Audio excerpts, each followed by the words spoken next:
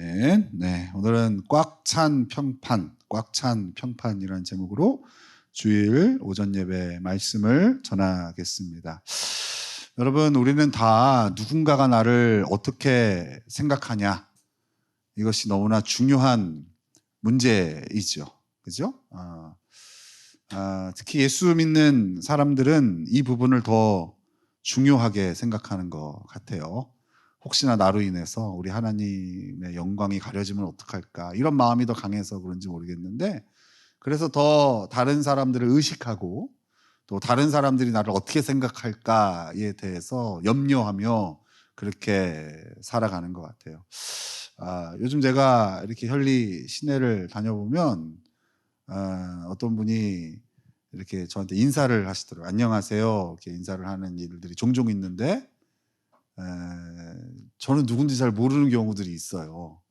그러면 당황하지 않고 저도 웃으면서 네, 안녕하세요, 이렇게 인사를 하지만 계속 마음속으로 생각하면 누구지. 그래서 그분이 제발 저한테 그 인사하고선 다른 말을 걸지 않기를 바라죠. 내가 모르는 게 티가 나면 안 되니까. 안녕하세요 하고선 빨리 시선을 돌리죠. 딴 데 이렇게 하고 하는데, 또 어떨 때는 제가 이렇게 농협의 ATM 기계에 좀 이용하려고 갔더니 어떤 분이 자꾸 나를 이렇게 빤히 쳐다보시더라고요. 나는 그분을 전혀 모르는데, 그래서 모르는데 인사하긴 좀 그렇잖아요. 그래서 그냥 지나가는데 혼잣말로 그러더라고요. 혼잣말인데 다 들리는 혼잣말 있잖아요. 강복교회 목사님이구나 그러더라고요. 그래서 제가 그 얘기를 듣자마자 재빨리 돌려서 살짝 인사하고선 갔는데, 지난 다음에 계속 염려가 되는 게, 나를 건방지게 생각하면 어떡하지? 인사도 안 하는 목사라고 생각하면 어떡하지? 이런 생각들을 계속하죠. 사람들은 이렇게 좋은 평판을 얻기 위해서 노력을 많이 합니다. 신경도 많이 쓰고. 그런데 여러분, 대부분의 사람들은요, 자신의 평판을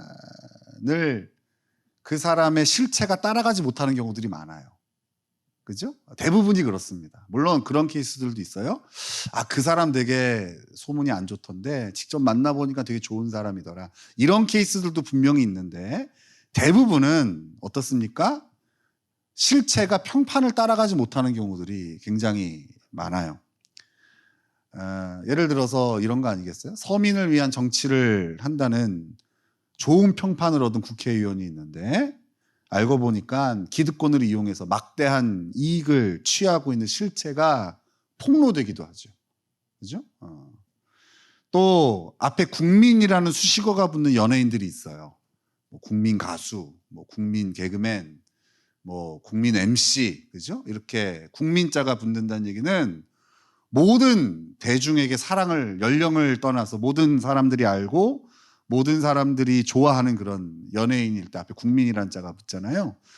너무나 선해 보이는 그런 국민자가 붙은 연예인이 실제 삶에서는 온갖 욕설이나 또 갑질을 행한다는 실체가 폭로되기도 합니다. 이런 일은 사실 아주 비일비재합니다. 그죠? 이렇게 사람들에게는 좋은 평판을 얻었지만 실제는 엉망인 그런 교회가 성경에 등장을 해요. 성경에 여러 교회들이 소개가 되어지는데요. 그런 교회가 있어요. 사람들의 평판은 잘 얻었는데 실체는 엉망인 교회. 여러분, 어떤 교회가 그런 교회인 것 같아요? 요한계시록을 보면 아시아 7교회가 나와요. 요한계시록의 문을 여는 거죠. 요한계시록에 딱 문을 열면 아시아 7교회가 소개되어지는데, 그 교회들은 보통 칭찬도 듣고 책망도 듣습니다. 한 교회가 칭찬 하나 받으면 책망 하나를 받아요. 그런데 그 중에 어떤 교회는 주님의 칭찬만 받는 교회들이 있어요. 어떤 교회가 그런 교회죠? 여러분 잘 아는 강복교회 말고, 강복교회는 요한계시록에 안 나와요.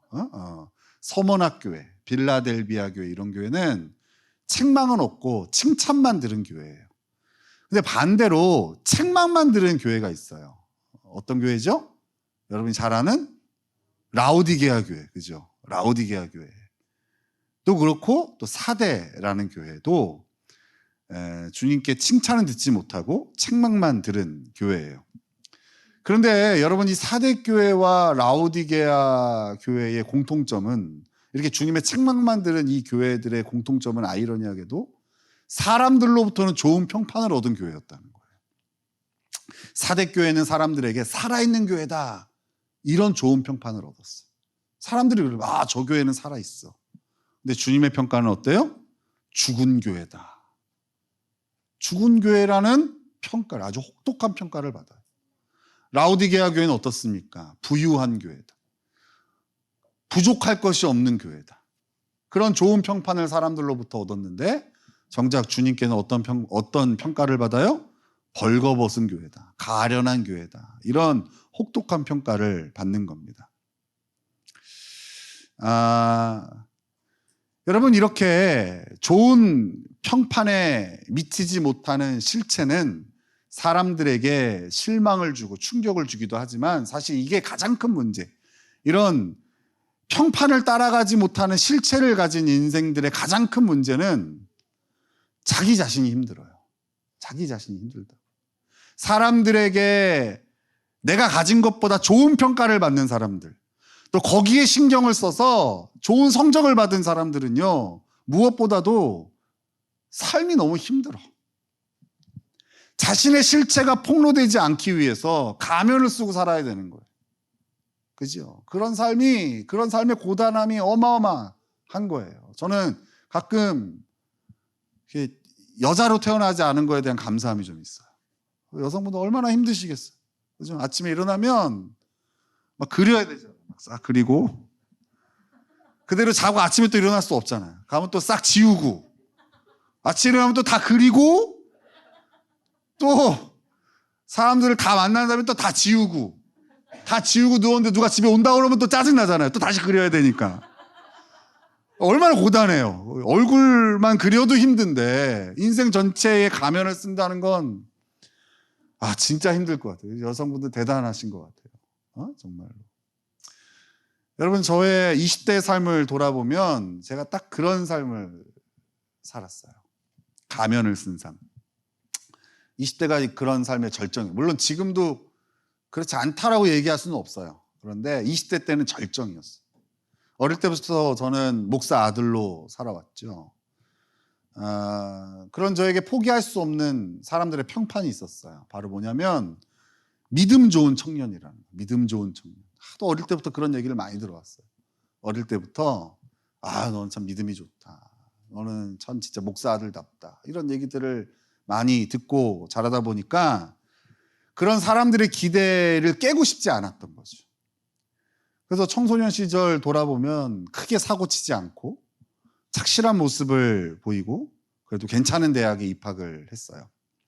그리고 주말이면 그 혈기왕성한 대학생이 모든 것을 포기하고 아버님 교회에 와서 예배드리고, 또 주일학교 아이들을 가르치고, 또 성가대를 하고, 또 성가대를 하는데, 그때 기억에 우리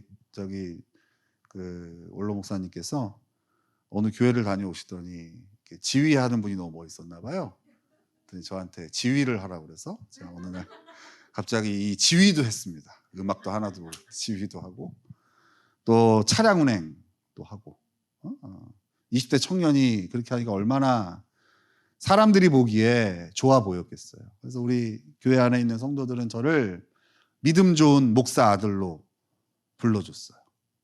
정말이에요. 돌이켜보면 그랬던 것 같아요. 돌이켜보면 그만합시다. 계속 하면은 또 제 자랑이 될 것 같으니까. 근데 문제는 이 좋은 평판이 실제 내가 아니었다는 거죠. 이걸 누가 알아요? 저는 알아요. 저는 교회 안에서 사람들이 나를 칭찬해주고 높여주고 또 사람들의 좋은 평판을 얻은 것이 실제 내가 아니라는 거를 나는 알고 있죠. 겉보기에는 믿음 좋은 청년이었지만 실제로는 그냥 평범한 혈기왕성한 20대 청년에 불과했어요.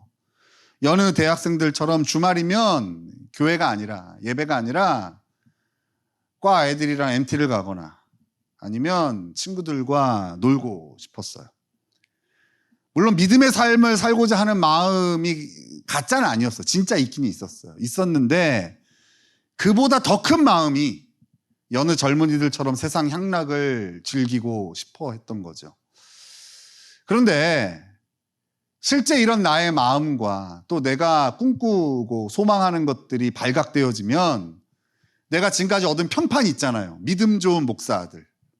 이런 평판이 비난과 손가락질로 바뀔 거잖아요. 그래서 저는 그걸 깨고 싶지 않아서 철저하게 가면을 쓰고 젊은 시절을 보냈어요. 그렇게 살다 보니까 저는 항상 내 실체가 드러날까에 대한 긴장과 두려움이 있었어요. 사람들이 나의 실제 모습을 알면 어떡하지? 이런 긴장감과 두려움이 있었어요. 그래서 주일학교 아이들 이렇게 교사를 하잖아요. 제가 교사도 하고 또 설교도 하고 막 그랬었단 말이에요. 근데 전도사가 아닌데도. 근데 여러분 예나 지금이나 애들은 말을 안 듣습니다. 지금만 말 안 듣는 게 아니라 그때도 말을 안 들었었어요. 그때 돌아보면 우리 동건이 정도는 말을 잘 들었어요. 동건이 정도는 말을 잘 듣고 다른 아이들은 진짜 같은 말을 여러 번 해야만 되는 거예요. 근데 그때는 내가 애도 키워보지 않았으니까 어때요? 얼마나 꼴보기 싫었겠어요. 말을 안 듣는 그런 아이들을. 그래서 막 하다 보면 야 조용히 해 뭐 여기 앉아 그러다가 한마디씩 나도 모르게 던지는 거죠. 야 이 새끼 나오는 거예요. 내 실체가 폭로되는 순간이죠. 그잖아요. 믿음 좋은 청년이 쓸 수 없는 말들이 애들한테 나오는 거예요. 그리고 나서 둘러보죠. 누가 들은 사람이 없는지. 우리 교회 권사님이 집사님이 들은 사람이 없는지 돌아보고 아무도 들은 사람이 없으면 한숨을 이제 내쉬고 그죠? 안도하는 거죠.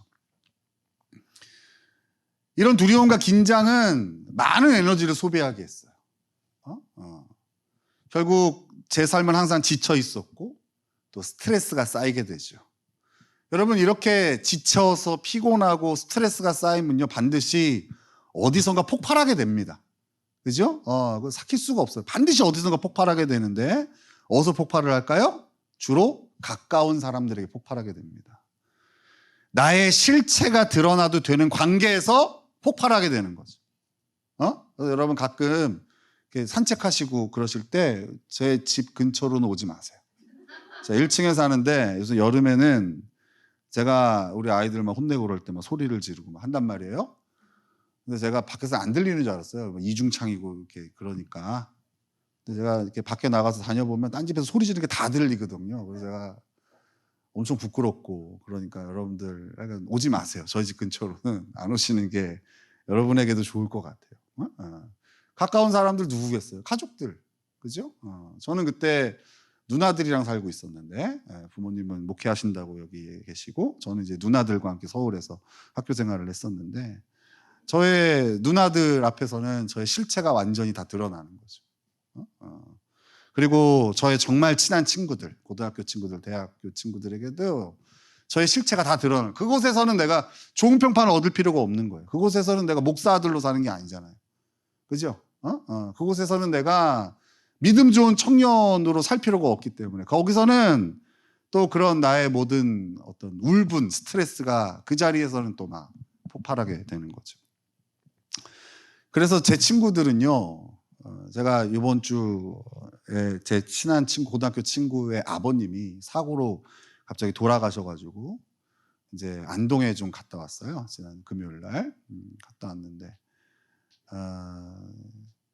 다들 몇 명 친구들 빼고는요, 뭐 몇 명 친구도 뭐 1년에 한 번 볼까 말까인 친구들 대부분은 다 10몇 년 만에 보는 거예요. 제가 이제 목회기를 가겠다고 하면서 자기를 부인해야 된다고 그래갖고 다 끊었거든요, 애들 관계를. 모든 제 관계를 다 또 제 실체를 알고 있는 사람들을 보고 싶지 않아가지고 다 끊었단 말이에요.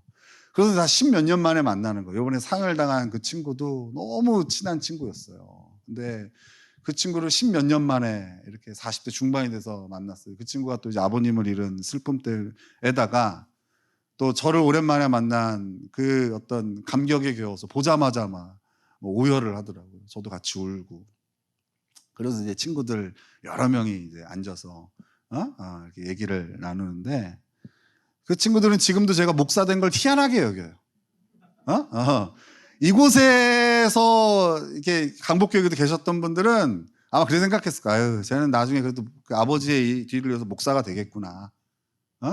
그래, 저런 청년이 목사가 돼야지. 아마 이렇게 생각하셨을 텐데, 걔네들은 아직도 내가 목사가 된 게 너무나 희한한 일인 거예요.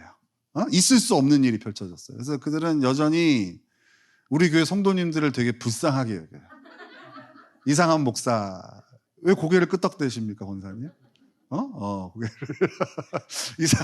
이상한 목사 밑에서 신앙생활 한다고 우리 성도들을 되게 가엽게 여겨죠.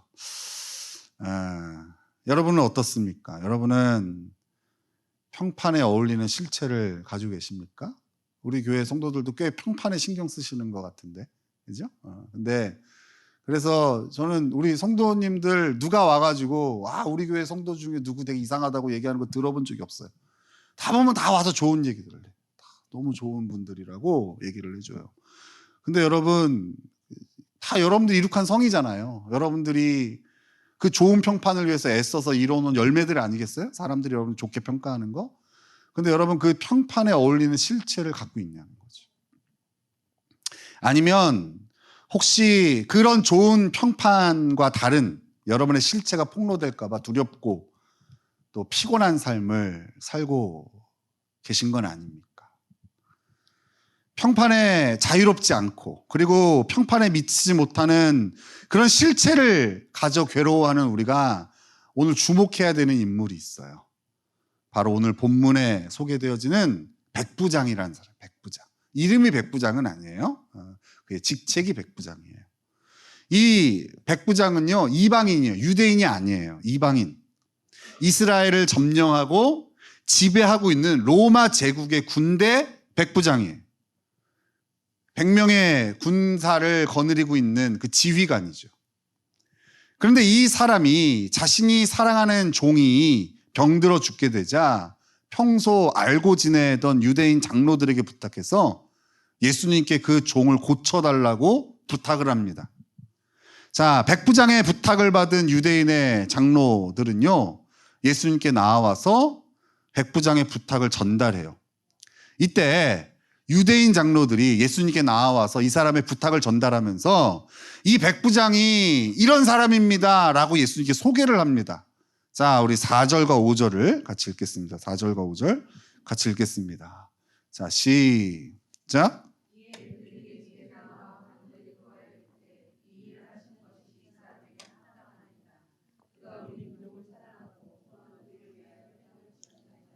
네, 뭐라고 평가를 합니까? 그가 우리 민족을 사랑하고 이방인임에도 불구하고 우리 민족을 사랑한다는 거예요. 우리를 착취의 대상, 점령의 대상으로 생각하지 않고 진짜 우리를 위한다는 거예요. 또 우리를 위하여 회당을 지었다. 이거는 회당은 유대인 공동체란 말이에요. 유대인들이 모이는 그곳이란 말이에요. 그러니까 지금 우리가 모이는 교회는 사실은 성전이 아니라 이 회당과 비슷해요. 그러니까 예를 들어서 이런 거, 이 사람이 건축 헌금을 많이 해서 예배당을 지어준 그런 거죠. 그러면서 뭐라 그래요? 이 사람의 부탁을 주님 들어주셔야 됩니다. 이 사람은 그런 기도응답을 받을 만한 합당한 인물입니다 라고 그 유대인 장로들이 예수님께 소개하는 거예요. 여러분, 지금 누가 누구를 칭찬하는지를 봐야 돼요. 지금 유대인이 이방인을 칭찬하고 있어요. 이건 극찬이죠. 유대인이 같은 유대인을 칭찬하는 일은 그럴 수 있는데, 여러분, 유대인은 선민의식으로 가득 찬 사람들이에요. 이들에게 이방인은 아무리 우리를 뭐 점령하고 있다 하더라도 인간 취급을 안 했단 말이에요. 자신들은 월등하고 저들은 저급한 존재라고 생각했기 때문에 이방인들을 칭찬할 일이 없어요. 그런데 그런 유대인에게 지금 칭찬을 받은 인물이 오늘 본문의 백부장이에요. 게다가 그냥 이방인입니까? 자신의 민족을 침공하고 식민 지배하고 있는 그런 원수 같은 존재잖아요. 그죠? 그 로마 제국의 부역자잖아요. 백부장이니까. 그 원수 같은 일을 이렇게 극찬한다는 것은 정말 이 백부장이 사람들로부터 100점 만점이 있다면 100점 이상의 평판을 얻는 거죠. 100점으로는 평가가 불가능해. 그래서 한 150점, 200점을 줘야만 되는 사람인 거예요. 그러니까 이 사람이 지금 사람들로 받고 있는 평판이요, 어마어마한 수준이죠. 그죠? 예수님은 사람들의 좋은 평판을 얻은 이 백부장의 부탁을 수락하고 그 종을 고치러 백부장의 집으로 가십니다. 근데 그 백부장이요, 자기의 친구들을 이번에는 예수님께 보내서 이렇게 자기 집으로 오시는 예수님께 그 친구들을 보내 이렇게 얘기를 하는 거예요. 자, 6절에서 8절까지입니다. 6절부터 8절까지 같이 읽겠습니다. 시작.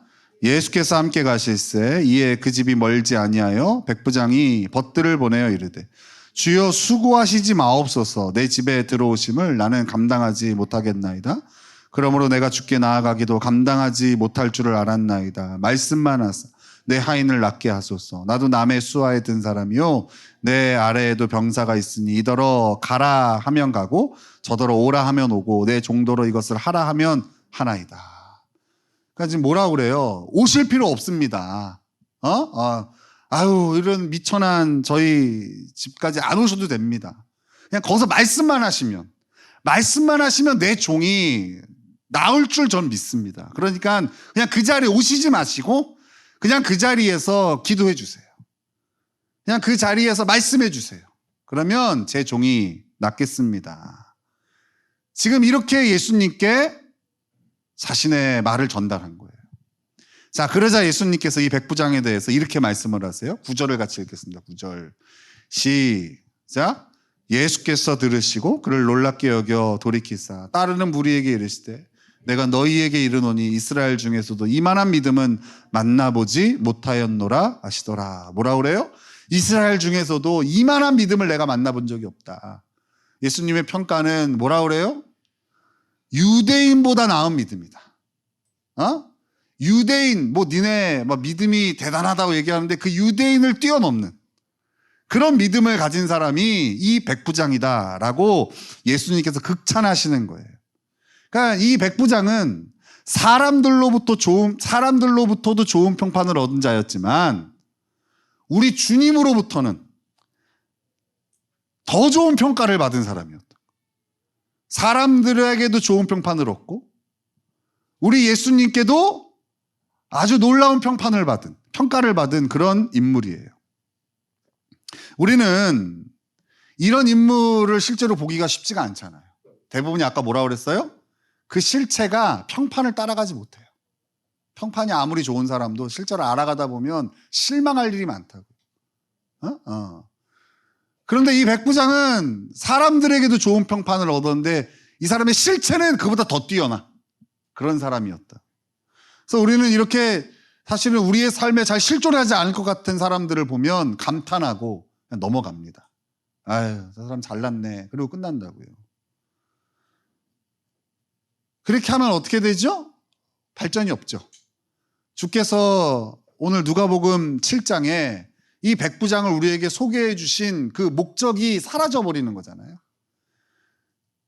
그래서 우리는 이걸 연구해야 돼요. 이 백부장이 우리와 달리 사람들에게서 좋은 평판을 얻었을 뿐만 아니라 주님께도 좋은 평가를 어떻게 얻게 되었는지를 연구해야 돼요. 그래서 이제 본문에서 우리 그걸 한번 찾아보자고. 어떻게 이 사람은 우리와 달리 사람들에게도 좋은 평판을 얻고 우리 주님께도 높은 평가를 받을 수 있었을까? 합격 판정을 받을 수 있었을까? 그 비결을 한번 우리 찾아보자고요. 자, 먼저 우리 예수님께서 이 백부장을 평가하는 기준이 무엇이었는지를 우린 좀 봐야 돼요. 자, 예수님 뭘로 이 사람 평가하셨을까? 9절을 다시 한번 읽겠습니다. 9절. 자, 시작. 예수께서 들으시고 그를 놀랍게 여겨 돌이키사 따르는 무리에게 이르시되 내가 너희에게 이르노니 이스라엘 중에서도 이만한 믿음은 만나보지 못하였노라 하시더라. 여러분, 예수님의 평가 포인트가 뭡니까? 믿음입니다. 믿음. 여러분, 우리 사람들은요, 사람들을 평가할 때 외모, 학벌, 이 사람의 옷차림, 이렇게 드러나는 겉모습을 가지고 사람들을 평가하는데 우리 예수님은 그걸로는 평가하지 않아요. 그거는 전혀 중요하지 않아요. 뭐만 보세요? 믿음만 보세요. 믿음으로 평가하세요. 예수님은 백부장의 믿음을 이스라엘 중에서도 찾아볼 수 없는 이만한 믿음이다 라고 표현하세요. 이 백부장은 우리 예수님으로부터 믿음에 대해서 합격 판정을 받은 거죠. 합격 판정. 그냥 합격 판정이 아니라 동그라미 하나 더 붙은 합격 판정이죠. 우리 아이들 성적표를 받아왔는데 거기에 매우 잘함, 잘함, 보통, 노력, 요함 뭐 이런 게 있잖아요. 그죠? 근데 요새 보니까 잘함은 동그라미고 매우 잘함은 동그라미가 하나 더 붙어요. 응? 근데 이 백부장은 우리 예수님께 그 두 개로 양이 안 차서 어떻게 해요? 거기다가 한 3개 더 동그라미를 친 거예요. 그런 평가를 받았다고요. 자, 도대체 이 백부장은 어떻게 우리 예수님께 이런 극찬을 받은 믿음을 가질 수 있었을까? 여러분, 그 비결도 오늘 본문에 나와요. 타고날 때부터 믿음 좋은 사람이 아니라고요. 이 사람이 어떻게 이렇게 주님께 극찬받는 믿음을 소유할 수 있었는지. 우리 7절을 보겠습니다. 7절 같이 읽겠습니다. 7절. 자, 시작.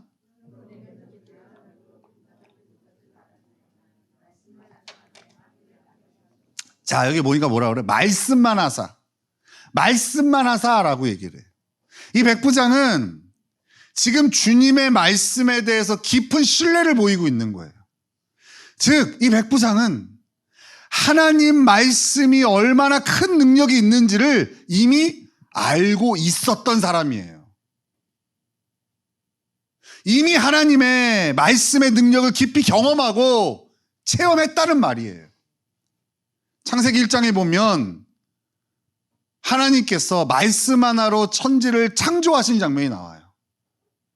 백부장은 이걸 믿었어요. 그리고 자신의 삶에도 그 하나님의 말씀이 얼마나 능력 있는지를 이 사람은 이미 깊이 경험을 했어요. 그죠? 그러니까 예수님께 말씀만 하시라는 거예요. 나는 그 말씀의 능력을 믿습니다. 하나님이신 당신의 말씀의 능력을 믿으니까 말씀만 하십시오. 그럼 제 종이 낫습니다. 라는 믿음을 보인 거예요.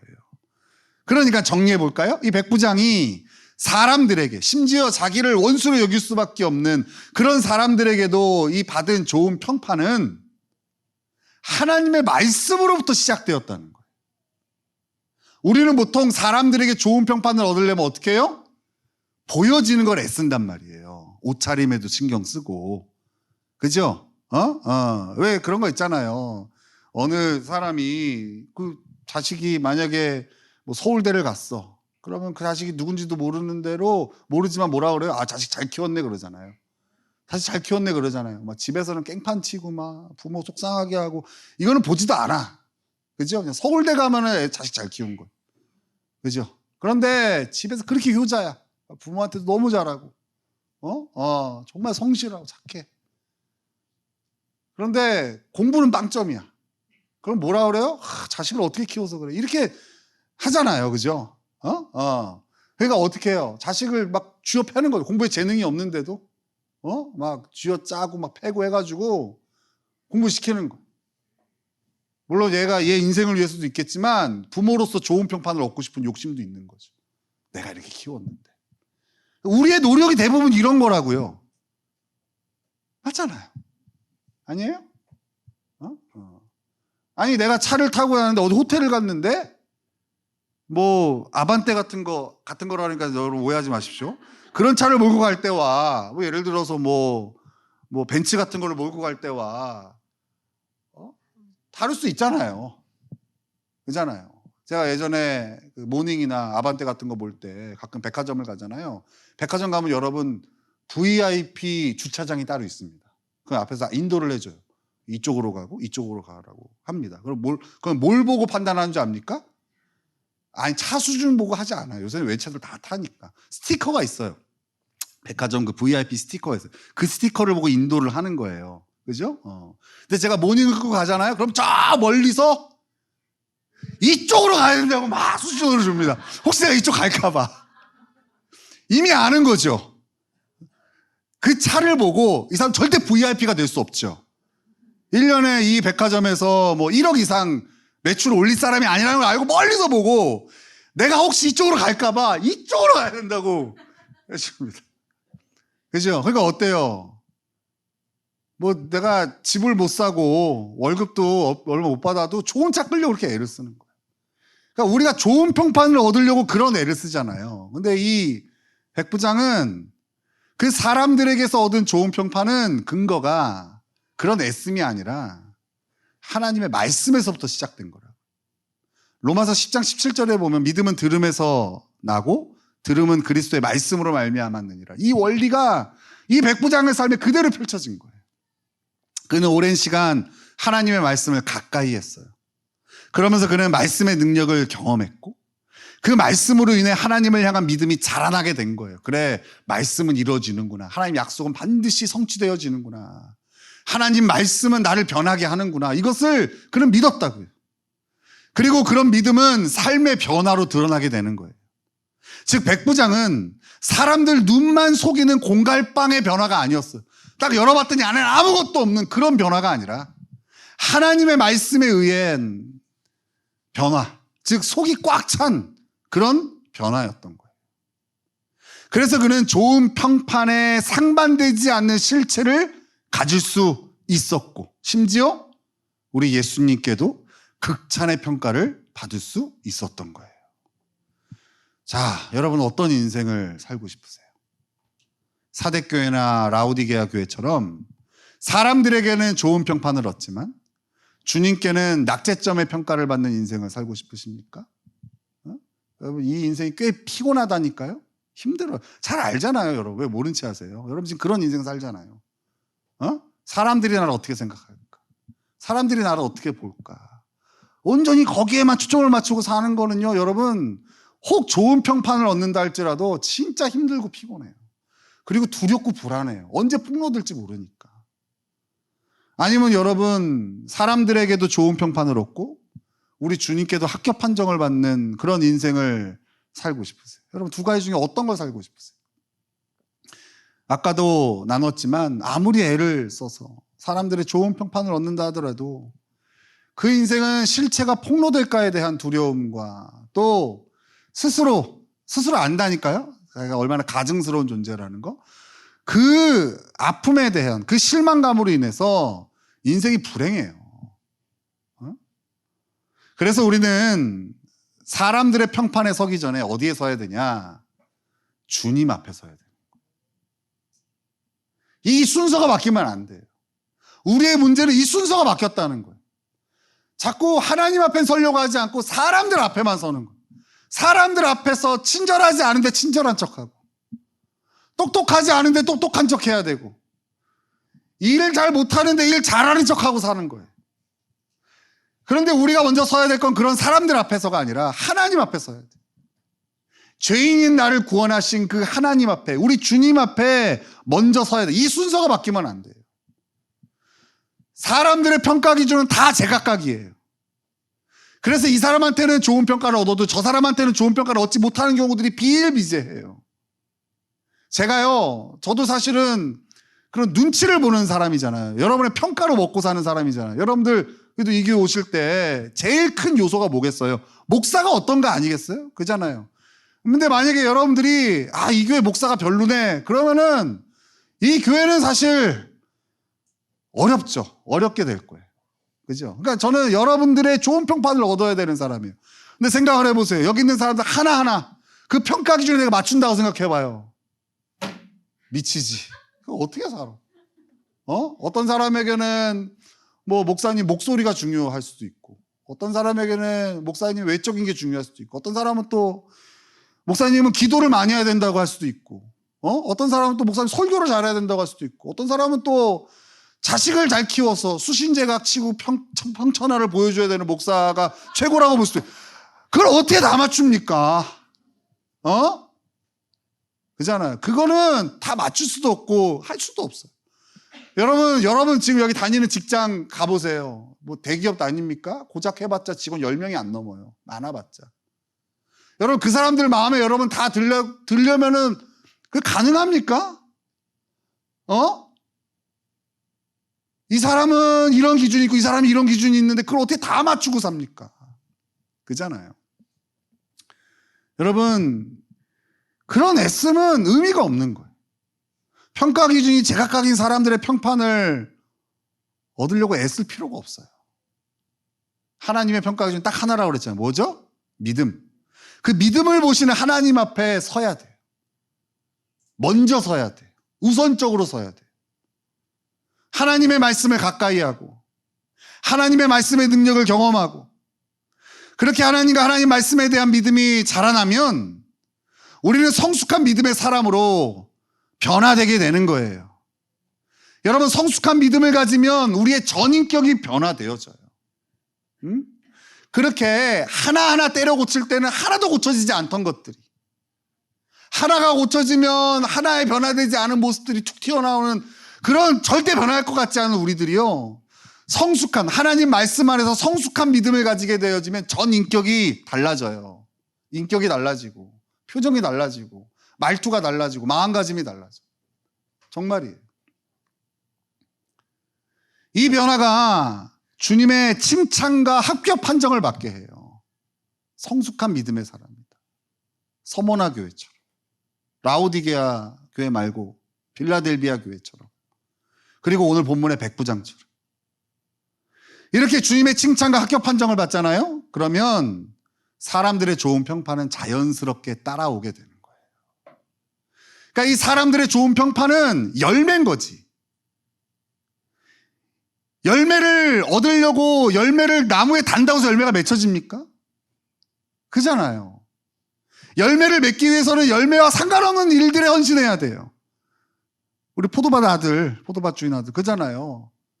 아버지가 포도나무에 포도를 붙입니까? 그런 일을 하나도 하지 않아요. 열매는 만지지도 않아요.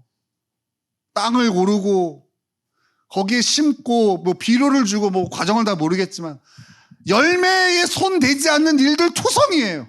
그 일을 통해서 열매를 맺는 거예요. 여러분, 사람들로부터 얻는 좋은 평판은 이런 열매 같은 거예요. 사람들의 좋은 평판을 아무리 얻으려고 애를 써도 얻어지지 않아요. 하지만 하나님 앞에 서는 사람, 하나님 말씀을 가까이 하고 그 말씀으로 인해서 변화된 사람들은요, 사람들의 좋은 평판이 따라오게 되어져 있는 거예요. 그래서 이렇게 얻은 좋은 평판은요, 우리에게 두려움이나 스트레스를 주지 않아요. 왜 그렇죠? 폭로될 게 없잖아요. 겉과 속이 같잖아요. 그잖아요. 여기 다 수박들이잖아요. 겉과 속이 다 다르잖아요. 초록색을 기대하고 딱 갈랐더니 시뻘게 안에가. 그런 사람들 아니에요? 사랑이 넘치는 줄 알고 딱 쩍 갈랐더니 미움으로 가득 차 있어. 성실한 사람인 줄 알고 갈랐더니 완전 게을러. 집에서는 개판이야 아마. 그런 거 아니겠어요? 그런데 이렇게 말씀으로부터 시작된 변화, 그로 인해서 얻은 사람들의 좋은 평판은 떨걸틀 게 없는 거예요. 그래서 두려울 필요가 없어요. 그래서 어디 가서 그 스트레스를 풀어야 되지 않는 거예요. 다른 말로 하면 평안함이 있는 거예요. 우리는 지난 2주 동안 하나님 말씀 앞에 서는 법을 저녁 예배 시간을 통해서 배웠어요. 그 시간에 못 왔다고 해서 너무 실망하지 마세요. 평생 우리가 배울 거니까 또 가르쳐 드릴게요.